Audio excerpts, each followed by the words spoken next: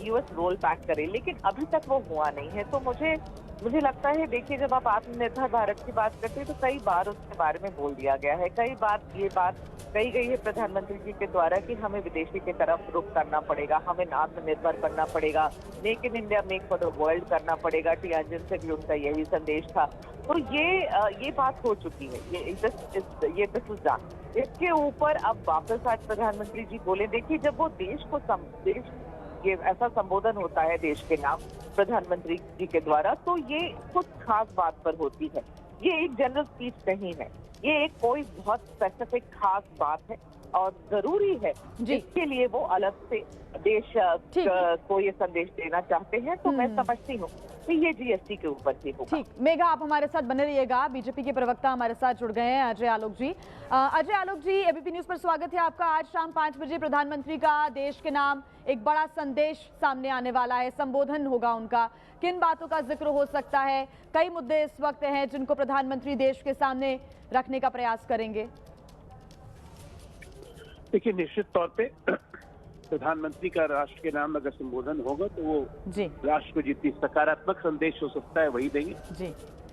और हमारा राष्ट्र आज की तारीख में वैश्विक परिस्थितियों में जिस तरह से खड़ा है, अभी ऑपरेशन सिंदूर के बाद बढ़ती हुई वैश्विक स्थिति में देश जिस तरह से आगे बढ़ा है और साथ के साथ जितने आर्थिक सुधार हम कर रहे हैं, जीएसटी रिफॉर्म्स कल से लागू होने जा रहे हैं, और उससे आम आदमियों को कितना फायदा होगा, और एक कारोबारी तबके को और एक आम आदमी को हर तरह से लेते हुए, और कल से जो हमारे त्योहार शुरू हो रहे हैं, आज महालया है, इन सब को देखते हुए ये संबोधन राष्ट्र के नाम पे बहुत महत्वपूर्ण होने जा रहा है।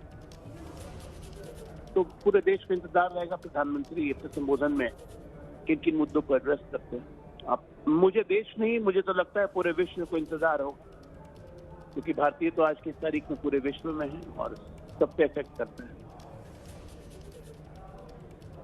बिल्कुल अजय आलोक जी, सिर्फ देश ही नहीं, पूरे विश्व को भी वाकई इस संबोधन का इंतजार है कि आखिर संदेश देते हैं प्रधानमंत्री तो किन बातों का जिक्र करते हैं। बहुत शुक्रिया आपका हमारे साथ जुड़ने के लिए।